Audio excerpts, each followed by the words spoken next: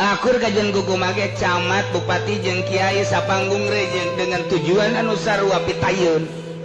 atau akur teteh almaru ala dini khalili cenah kiai mah bisa ngaji ge tujuan ngajina jang ka mana nu bodoh jeung nu pinter ja akur aya loyogna jang dunia-dunia keneh mah ja ilmu mah teu ngajamin kana kasalamatan dirina ja geuning nu jadi bupati ja geuning nu jadi DPR lain teu bisa maca Quran jeung teu bisa maca kitab jarago maca kitab nu aya di MPR nu aya di DPR profesor makomo mun ngalalakon nyaritakeun tasawuf pinter jasa kok korupsi sih ilmunya teu bisa ngahalangannya naon bedana nu pinter jeung nu bodoh akur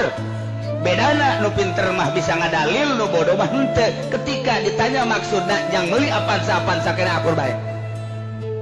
akur sama nu mentak di akhirat pinter tinggal pinter